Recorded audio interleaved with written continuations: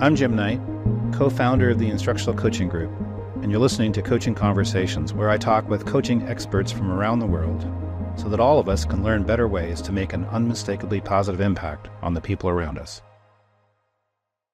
So every year we have this award called the Don Deschler Leadership Award.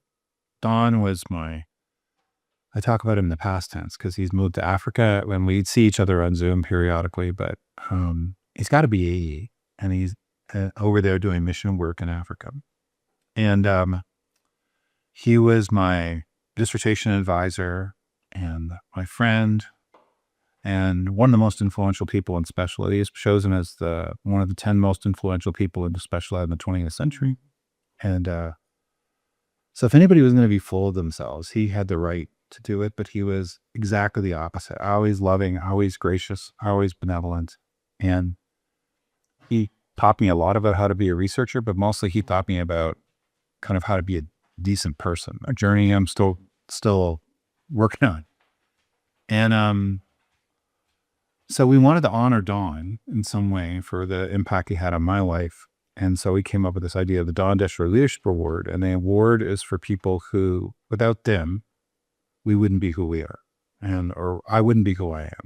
And your work has been transformative, starting way back in 1992 when Michael Fullen asked me to read Leadership in the New Science. And that book taught me about the importance of new metaphors for organizations. Instead of a machine, I've built a living system. And then turning to one another became kind of, if I make a list of top 10 books, or people say it's one of those books that I go back to, it's probably the one I've quoted more than almost any other book I've ever read. And then you started with your more recent books to help me understand these times we're living in. And so the award is for you because, as Newton said, we stand on the shoulders of giants, and you're one of those giants for me. So I'm profoundly grateful. It's our way of saying thank you, essentially. I just want to honor the fact that you decided to create an award. I think that's unusual and very meaningful. It's very meaningful to me to have you here. Often I think about gratitude because I think gratitude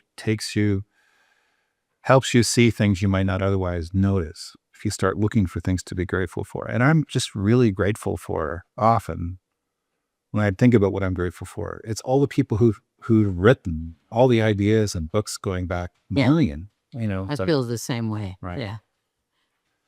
So one of the questions we looked at and talked about was that idea of evolution, of how you evolved as a human being from a person who wrote that book in 1992. So do you want to talk about that? Well, it's an interesting journey for me to even think about. Right. That when I wrote Leadership in the New Science, I wrote it in 90 and 91.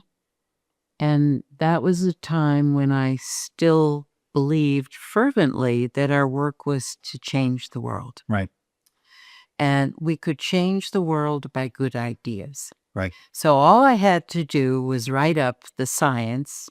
And one of the things I'm good at is, because I have a science background, I can translate science for us regular people. Right. And when I wrote the book, I thought, well, this is like a done deal. This will sell itself, right? You present the paradigm, you present the evidence, you inspire people to take this work on, and we're done. Right. That should work. So what I first learned from Leadership in the New Science and A Simpler Way. So this is my work in the 90s. And I was working actively as a consultant, and I was working with the people who did get it, who did want to. I mean, I remember a very powerful moment. We offered, 4 times a year, we offered seminars here.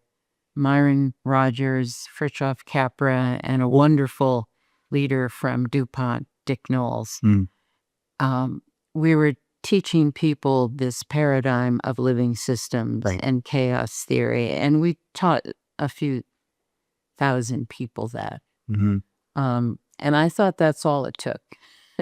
I remember a woman at one of these events when she suddenly understood that the world works through self-organization without control, that you create coherence at the core with your values, with your principles, with your agreements, and that frees people to make decisions on their own. It's still the absolute way that life organizes, self-organizes through its identity and through this freedom. Well, this woman suddenly, she sat there, you could just see she was deeply affected. And what she said in a very quiet voice is, "How did we ever get it so wrong?" And I did believe at that time that you could change the world with ideas. I have since learned that it's not ideas that change the world. It is our individual commitment, courage, and clarity to what needs to change. But we always do that now. Now I'm teaching leaders and activists and citizens to be spiritual warriors for the human spirit, to take a stand, to know that it's our job to restore as much as we can of the conditions that bring out the human spirit, our creativity, our compassion, our generosity. These things are innate. When I started Leadership in the New Science, I was still working in the domain, which I maintained for several years, that we need to change systems. And as a systems analyst, it became very clear to me and others that I was working with at the time, such as Peter Senge and Peter Block, that we just had to introduce new ways of understanding, and then people would, of course, sign up. Well, I had so many stories of leaders trying to shame me in public when I was presenting living systems to their people, or other people saying, no, this could never work, could never work. Right. The arc of my journey is that now it's not, we cannot change these systems. We tried our best and we failed. We didn't fail for lack of skill or effort or courage or commitment. We burned ourselves out. But you can't change a system once it's present, once it has emerged. And the concept of how life changes through emergence of the individual decisions and parts or species coming together, suddenly creating a whole culture at the human level or a whole ecosystem at the natural level. And once that's in place, you can't change it. And we've spent all of our careers as consultants on incremental change or replacing the parts that gave rise to what has emerged. How do you change an emergent culture? In organizations, we decided, well, we would just fire the right people and we would change teams, or we would introduce new ways of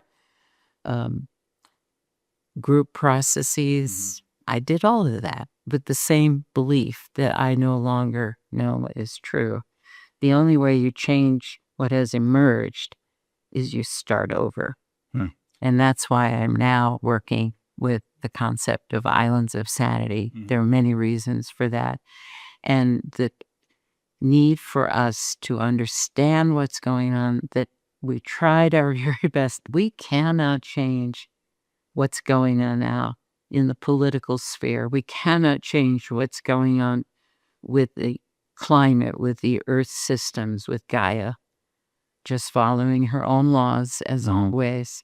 But what we can change is our commitment to be the embodiment of the finest human qualities at the local level, working at a community level, working with networks at a global level. But we have to go local, we have to go small, and we have to become much more conscious and committed to creating community. So that's a big arc, right? But that's from 33 A lot of years. 33 years of staying in touch with what's going on in the world. But turning to one another is still as relevant today as it was when you wrote it. Would you say that's true? I mean, I see turning to one another about having mutually humanizing conversations where you see the real person. There's no dehumanize. You don't objectify them or treat them like stereotypes. You really listen to each other. Or would you say it's not as relevant? I would say it's more idealistic than Uh-huh. when I wrote it, because it's increasingly difficult to have the conditions where people want to sit together. Right. Um, Again, this is available at the local level. Right. It's available in different professional associations. It's available in religious organizations where people still want to come together in healthy ways. Mm. And I do think increasingly it's becoming more relevant now, as we are so overwhelmed with the consequences of conflict and fracturing of relationships, Mhm. that more people now are saying, okay, let's get past this. Let's come together. So there is a greater willingness now in some places to come together. And the first thing we have to do is come together in our sorrow and grief Mm. for what we know is being lost, Mhm. and the great suffering of people distant to us, close to us, the great pain we're experiencing in this time of breakdown. So people want to come together again and just be reminded of what it means to sit together and share our deepest emotions. Mm. But it is from that sharing that then I want people to get to work Mm. and figure out, okay, we've come together with our trauma, with our grief. Now let's step forward into this role of being a warrior, a champion for the human spirit, and do what we can locally. I use a lot Teddy Roosevelt's great injunction: do what you can, Right. where you are, with what you have. Mhm. And I've added, with the people in front of you. Oh, that's great. Yeah. So I've got two competing questions in my mind, but one of them is why warrior, and the other one is why is it so difficult to connect? I have a theory, which is that there's deep inside in every human being, there's goodness, Absolutely. and that if you really connect with another human being, the goodness in me connects with the goodness in you, That's it. and yet it's hard to do that because of any number of reasons. So why is it so difficult to do that? Why can't we just let ourselves love each other? I remember seeing a billboard somewhere with a picture of Jesus saying, "When I said love one another, I was serious." Well, this is the quest of all great spiritual Mhm. teachings and traditions. Right. I mean, I remember listening to an interview with, I'm not going to remember his name now, but he was the person who brought us awareness and knowingness of other faiths. Mm. I want to remember his name. Um, and when asked by Bill Moyers at the end, when he was 90 years old, so what is common in all these religions that you brought to our attention? Islam, Judaism, Christianity, Buddhism. He said, well, they all share, he said, it sounds a little foolish to say this, but they all say, could you just be a little kinder to one another? Right. So for me, the reason we are finding kindness, compassion for others, why we're in this intense fear of the stranger, is because we are now in the primal animal brain of the amygdala. Mhm. When you're under threat, you lose all human capacities of the frontal lobes. Mhm. All that you feel in the amygdala, and it's an instantaneous response, is aggression, Right. self-protection. I'm under threat. What do I do? What do I do to save myself? Well, Right. that's so evident now. Right. And in organizations, in groups, in my work, whenever we're together, the first factual need, physical need, neurophysiological need is to get people out of the amygdala into the frontal lobes, where we do have vision, we do have caring and compassion. We can think about others, and we are creative. And the simplest way to do that, age-old political strategy, is you settle people down and you give them good food. There is a lot of research by Robert Sapolsky at Stanford University. He's a great neurobiologist who shows evidence that when probation officers who had to make decisions about parole, when they were started with good food, they were very compassionate. And when they were hungry, they were very nasty. And even sitting in comfy chairs makes a difference to our decision making. And there's a physiological reason for that, Right. which is we need to feel comfortable, safe, satiated.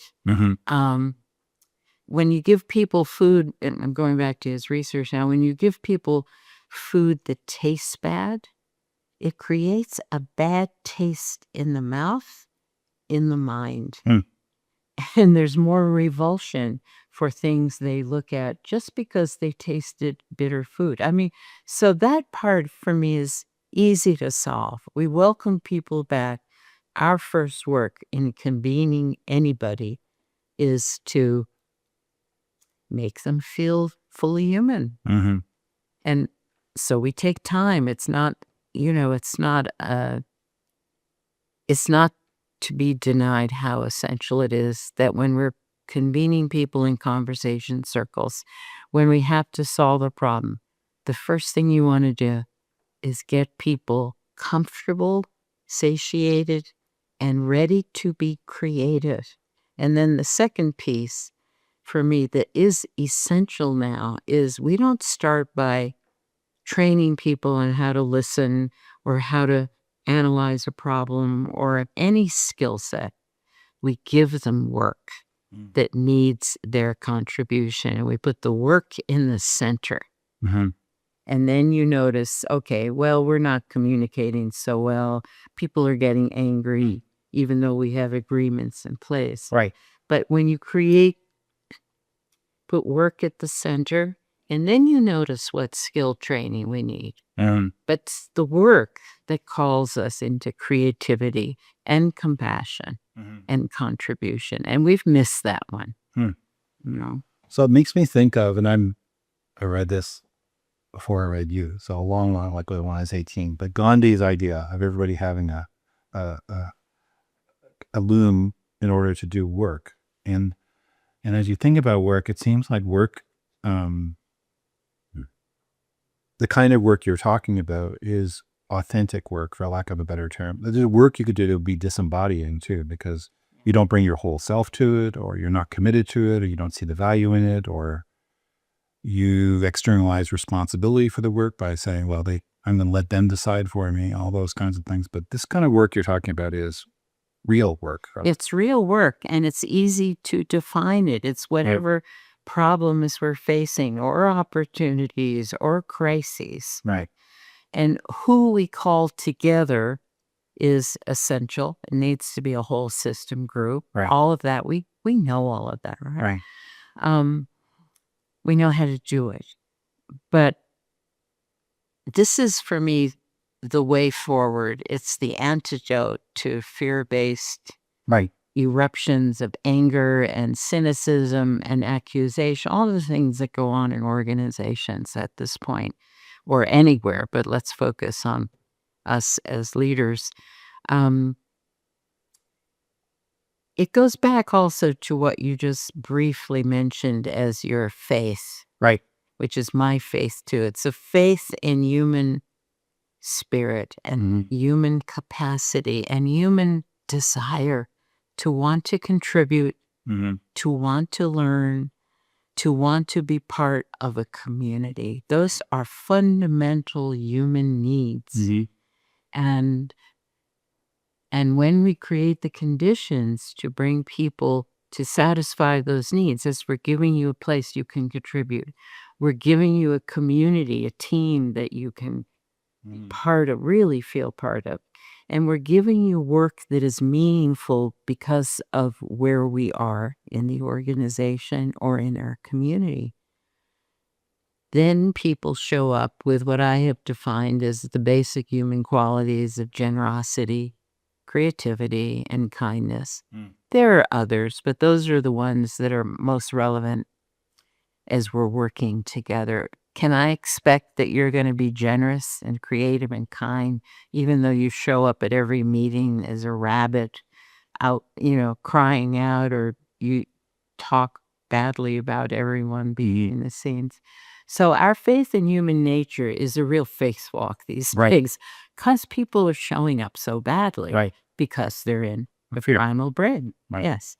And so the work for leaders that I have defined now, sane leadership, is having the unshakable confidence that people can be creative, generous, and kind.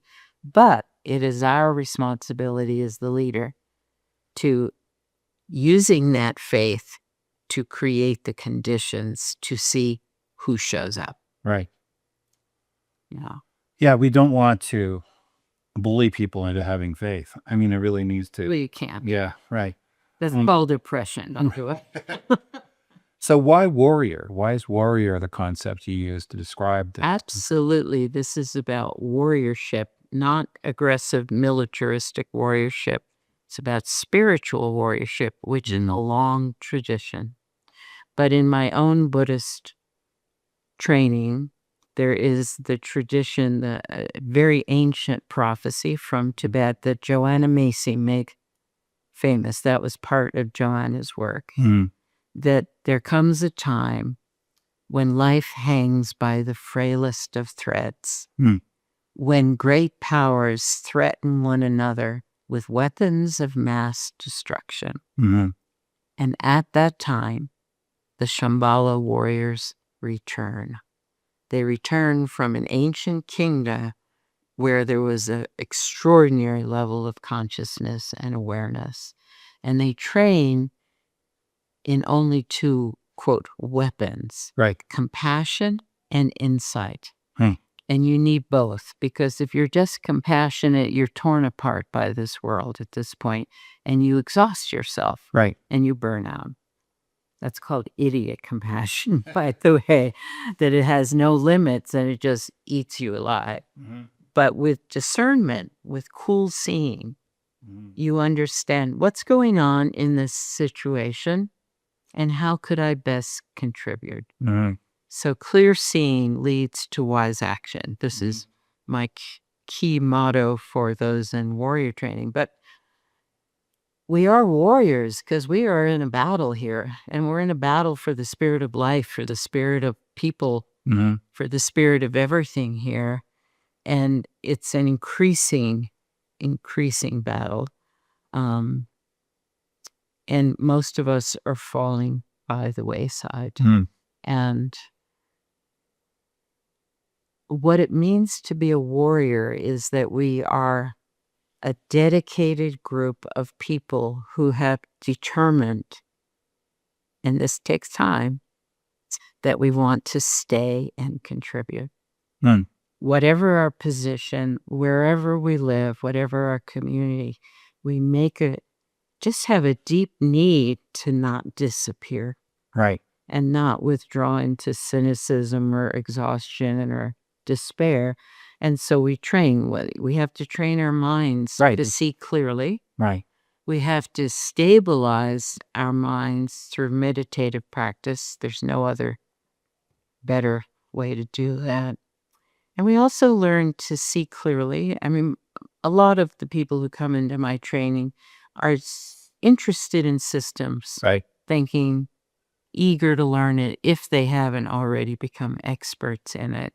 And we have to stay together. We have to be there for each other and support one another. So it's a lifelong path of training our minds and noticing our skills so that we can serve so that we're not going to disappear, Mhm. people. So we are really learning to embody the best qualities of being human. Hmm. I want to Go ahead. say something about this Well, because I like I want to come back to the mental work too, but go ahead, Yeah. please. One of the big moments, turning points in my early career, when I was being accused of being like a new age, let's see, a new age guru who has eaten too many avocados in her hot tub in California. That's in print. Um, and another article in the Washington Review, which is said, all you need is love. So just follow John Lennon and Margaret Wheatley and everything will be fine. So I was getting a lot of dissing Right. and dismissal. Nobody was reading the science, which I thought was my calling card into being respectable, right? And then the head of the U.S. Army, the Army Chief of Staff, had invited me into the Pentagon for a luncheon. He'd read Leadership in the New Science. It was out and about in the Army. They'd also read Peter Senge's work. And he said to me after our luncheon, I want to see the Army through your eyes.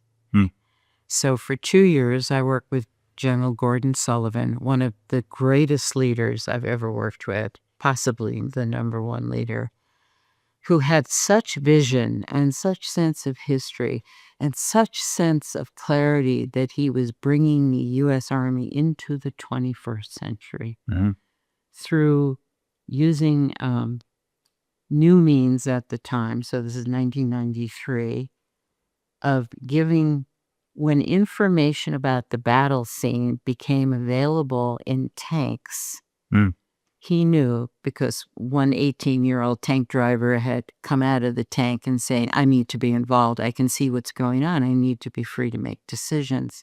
They heard that. And so I worked with them for 2 years about the concept of self-organized battles, which they already knew, but we created a lot of great possibilities. This is separate from the Pentagon, pure, overwhelming bureaucracy. So once I had that credibility, it changed a lot of people's, well, she can't be all that crazy. Maybe it's fewer avocados. I never lived in California, by the way. But, and that work was deeply meaningful for the Army, as I only recently learned that they stayed with what I was teaching for about 8 years. So, and it was incredibly essential for me to see what it means to be a warrior, because the dedication to each other and to service, clarity of purpose. Now, they use weapons, and our spiritual warrior weapons are insight and compassion. But one of the things I learned, and it's been predominant in how I create community now, is when General Sullivan said to me, here is a letter that General Sherman wrote to General Ulysses S. Grant at the end of the Civil War after they had won. Now, there was atrocious slash and burn behavior by Sherman, who destroyed the South. But he was writing to his commander saying why we won the war. And there was a key phrase, and this is what General Sullivan said to me: when you understand this, you understand what it means to be a soldier. And General Sherman wrote, I always knew you thought of me, and that if I got in a tight place, you would come, if alive. And I had based my intention and my practices on creating community now on that level of commitment to one another. And now that I'm working with the concept of islands of sanity, it's just a different level of consciousness about we need to be together and we need to be there for each other in new ways and get over our own nonsense about what I need from you or what's traumatizing to me or triggering to me. We need to get over it. We have work to do. Well, this is the thing I was going to ask about the mind. That it seems we can, depending on how we think about ourselves, we can block our capacity to be the kind of warrior you're describing. Let's just say we do that every day. Most people. Well, I think it's having the courage to be the true self that you have to do, but you can say, well, who am I to say this? Or Yeah. and then when things don't go well, you're not sure, is this my fault? Is it their fault? And I'm not doing things right. And all this negative, it's more than negative self-talk. It's ego. It's, so here I'm going into being Buddhist. It's okay. No, it's necessary to understand me. We have this device called the ego, which is born from self-protection. Right. And it works well to create fear and to create doubt in us. Now, you can call these whatever voices you want to, but they're reliable voices, which you just mentioned, like, who am I? Or I didn't do that right because I'm an imposter, or I'm too afraid to do this. When you learn to work with your mind, you can see these thoughts that come. These are reliable, guaranteed voices. And I mean, I still get them anytime I do what I know is a truly powerful spiritual teaching. Now it's just a little voice that says, who do you think you are? But you learn to see them and then not get seduced by them. Like you just learn, it takes a lot of practice to dismiss them. It's like, oh, there you are, the voice of death. Sorry, I'm too busy over here working. And we also learn, I mean, one of the first principles of being a warrior is first be friendly to yourself. Let's be gentle to our failures, be appreciative and have gratitude for what we just learned rather than how bad a person I am. Right. This is being talked about now by most Asian spiritual teachers.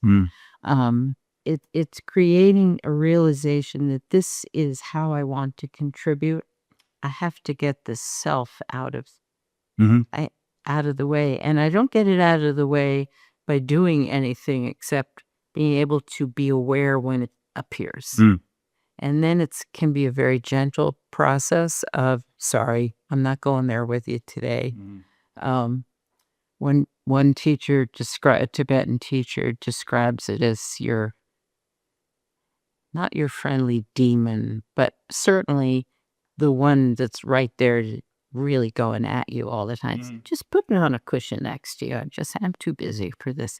Now, I'm saying this glibly and simply, and it can take a lot of practice to believe in it, but that's what we need to do. We need to have the devotion and discipline to be able to see clearly. So when I'm in a meeting and I see how it's breaking down, or someone's erupting, or I feel triggered, I can notice that and then move from reactivity, which in my case, I just get angry back.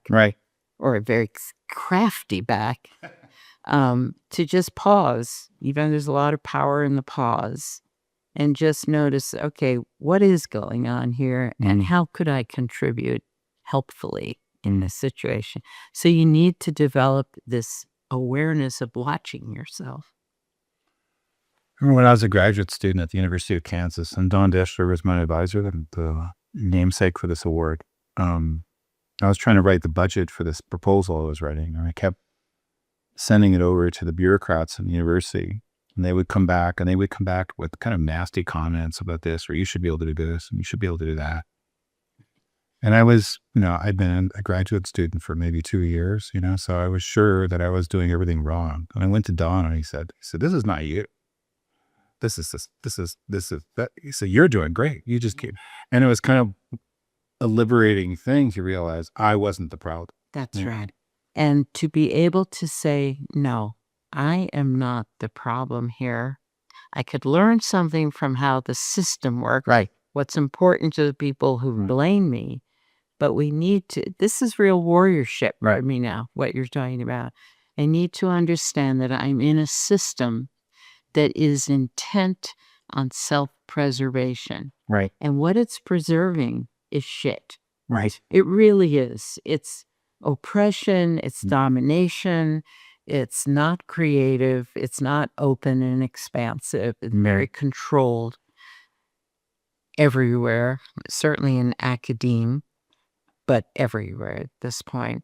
And so if we realize I'm not the problem, then I want the next question to be, how can I work within this situation and what's possible? I mean, I use Marvin Weisbord, who just passed a few months ago at the ripe old age. I think he was 90-something, 94, 96, maybe older.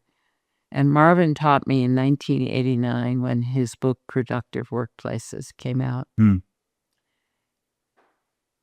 He said, I used to go into any organization and ask, what's wrong and how can I fix it? And then I realized the right questions are, what's possible here and who cares? Well, that's a blueprint for how we need to be now. I put it in as the forward quote for Restoring Sanity. Because we need to be more and more aware of not our actions, but what's happening in the system. What are the dynamics at play? What are other people experiencing? Most of them coming from fear and self-protection. And then we ask, so what's possible here? I'm saying good work is still possible. Right. And who cares? That's an important question to create your allies and such. Right. But that's a shift from the old system of control and analysis and blame to asking what's possible. But we have to ask that question far beyond me into what's going on here that I can actually work with. And who are the people I could rely with? This is so helpful. In the latter books you've read, starting with Who Do You Choose to Be, the first edition, the second edition, you've written about how we're at the end of a civilization, that things are falling apart. And I have a preliminary question, and then I want to talk about restoring sanity. But the preliminary question is, was it hard to write that book? And did it take courage to put that out there? Because it's not a message people want to hear.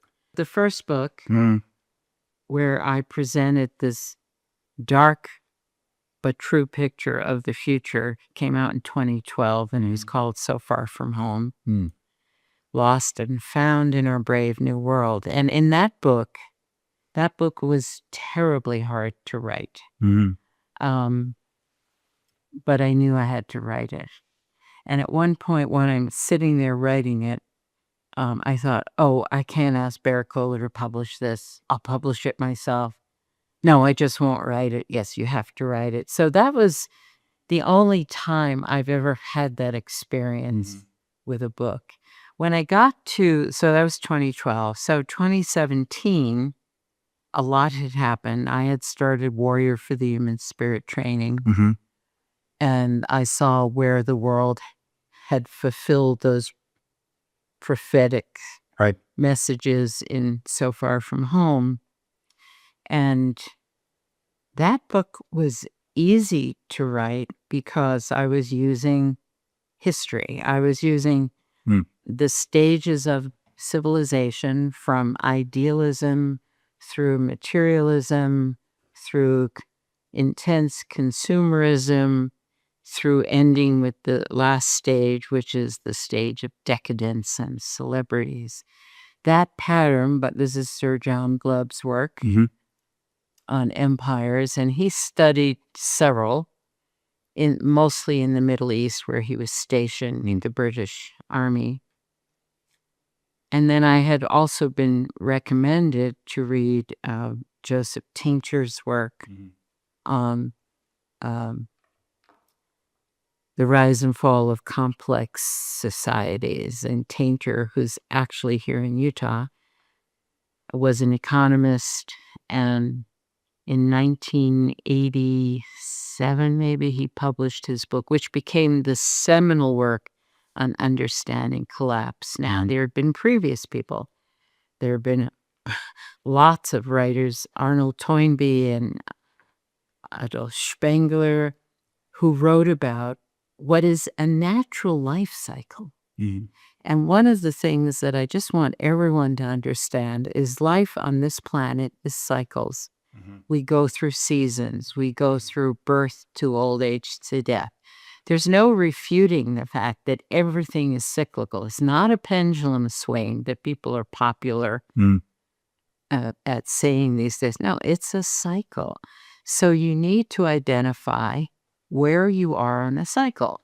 So you and I have come to terms with aging. That's important.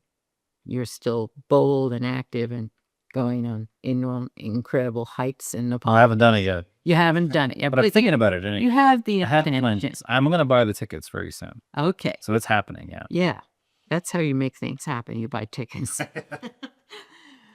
But what was so clear in Glubb's 6 stages was that you could just tick off the boxes where we were in American society that is now influentially global. And it became so clear using his work that, yes, we are in this final stage of decadence as a nation, because at that time, the infighting is so intense, that nobody notices the real enemy, which at the time I felt was climate, or the earth responding back. And the elites, here's just some of the boxes I ticked off. The elites take everything for themselves, and they had no concern for the populace. None.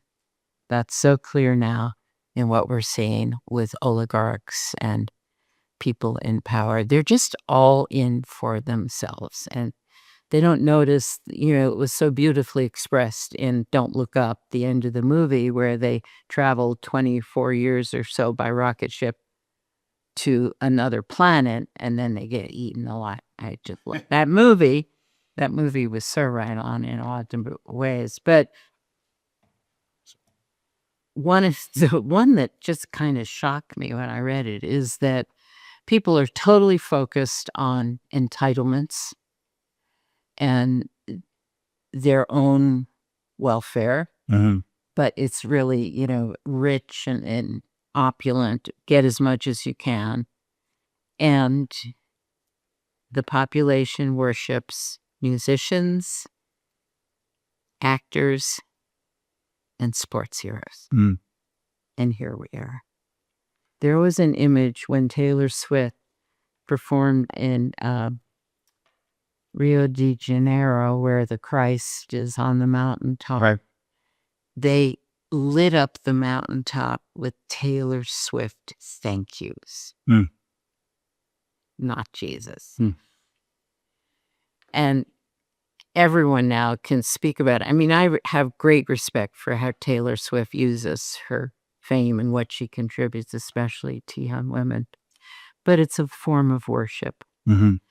And the presidential awards under Obama, when I was writing the first edition, were mainly to musicians, athletes, and actors, and a few scientists. And goodness knows what they're going to be next, if we even have another round of those awards. So here we are, and it's celebrity culture. Mhm. And there's the other thing that happens is people get crazy about propitiating their gods. Right. So at the end of the Aztec civilization, it was a bloodbath. They killed tens of thousands of people in a short period of time and carried their skulls through the streets. Ugh. The Incans went crazy with their sacrificial um, traditions. And we've gone crazy in sacrificing people Mm. to the gods of what? I don't know what those gods were. Productivity, efficiency. Now we're sacrificing people for power. Mm. That's all.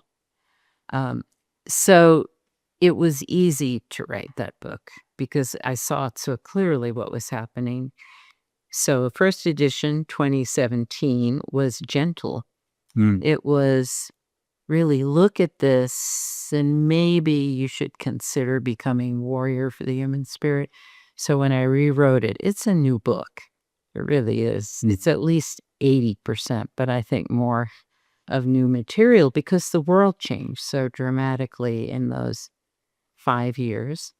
And I'm very clear now that the title is Who Do We Choose to Be? And now I would say, who do we need to be? We're going to make a contribution. And I just assume that everyone who reads my books or listens to me still wants to make a contribution. Mhm.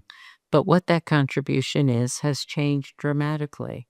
I've gone from systems, working with the U.S. Army, working with the National Park System, working with major corporations, to now saying, no, it's up to us as individuals to step forward if we want to be useful and helpful. And Mm. that's the meaning of our work. It's also the meaning of life, this service. So Yeah, I'm with you. And then in Restoring Sanity, you started to talk about creating islands of sanity, yes, which is a concept that whenever I've shared it with people, they're like, "That's what I need. I need a little Yeah. island of sanity."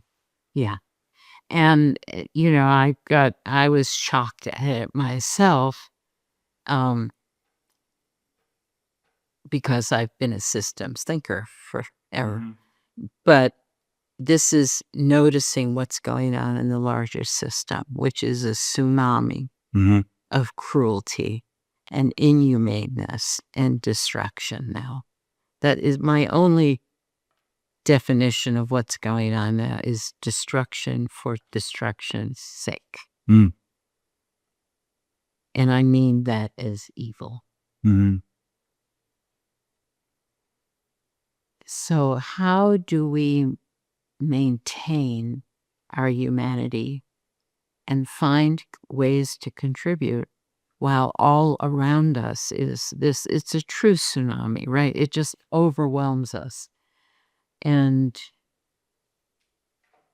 so the solution is, and and then I realized, oh, this is also in chaos theory, Meg. There are always little pockets of places in chaos where that create a possible congruence and Right. reorganization. But what I then learned from biology is that life creates refugia.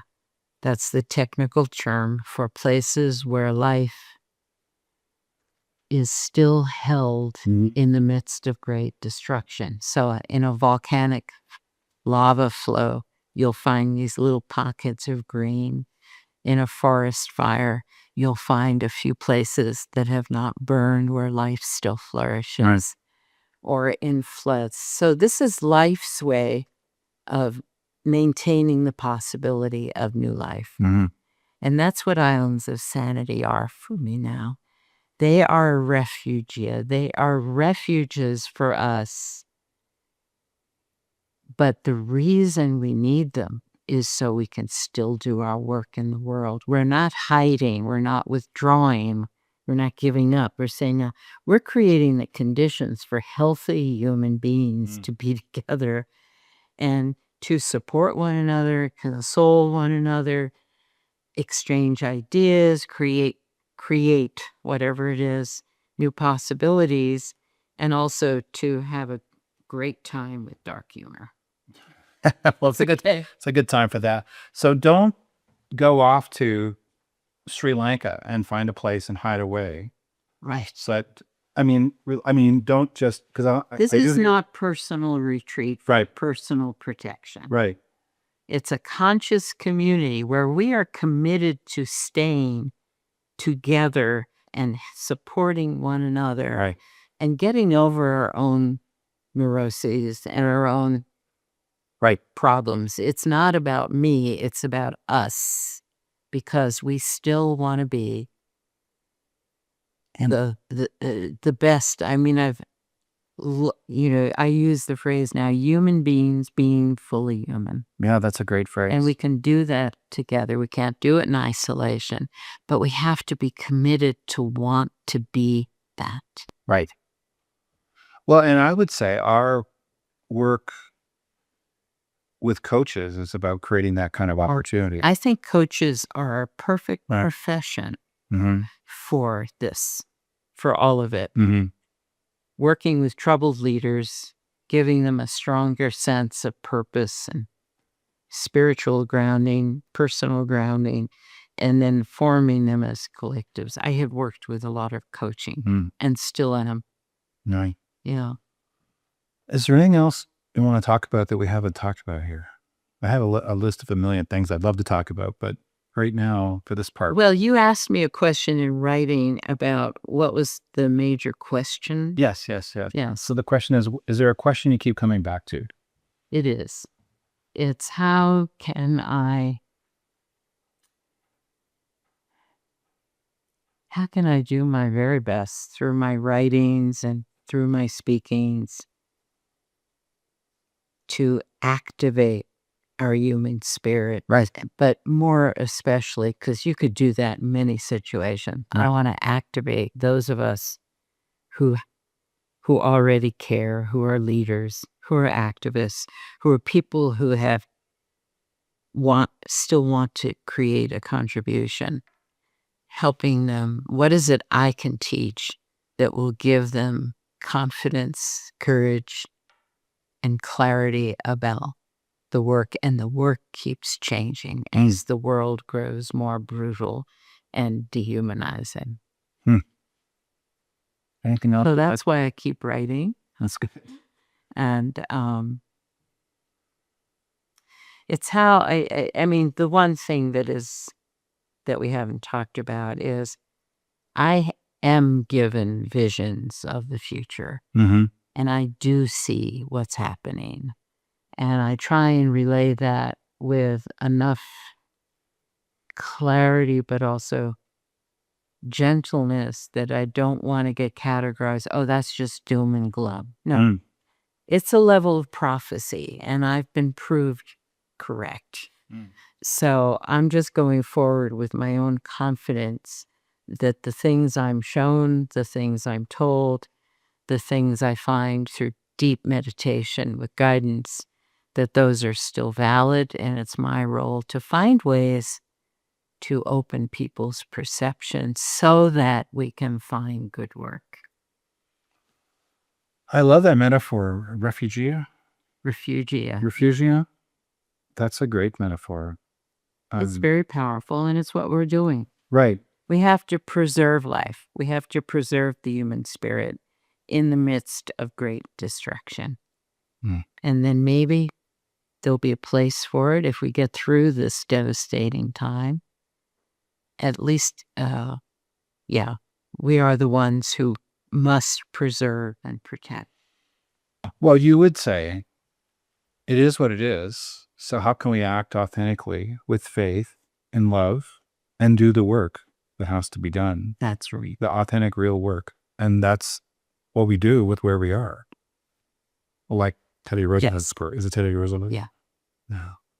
Yeah. But to really understand. So I think I want to add to this because it's not saying it is what it is. It's truthfully facing reality. And that's what you meant. Right. But the warrior vow that we all take comes from the teachings, the Shambhala warrior teachings of Chogyam Trungpa, who brought them to us. And our vow is, first of all, we cannot change the way the world is. This is what we really mean by understanding what's going on. And then the second, we don't withdraw. The second part of the vow is by opening to the world as it is, by letting it in, by seeing clearly, we can discover gentleness, decency, and bravery, not only in ourselves, but in all human beings. And that's our work. Now, I think that's, anything else? I think we're well done. Well, thank you so much. I'm so grateful, and I have a million questions, which we're probably still going to talk about, but I'm so grateful for the influence you've had on me. Our work is about trying to build mutually humanizing conversations that move things forward, and the reason we believe in that is because of all the impact you've had on me. So the reason you do that work is because of what you have discovered in your own experience. You can be stimulated, provoked, or inspired by my work or others, but I want to give tribute that you are a conscious human being who has taken your own sense of clarity and mission and purpose in increasingly difficult conditions to still figure out how to bring people together, because you know that essentially is the healing act. Right. Yeah. Well, thank you. Thank you for everything. You're very welcome.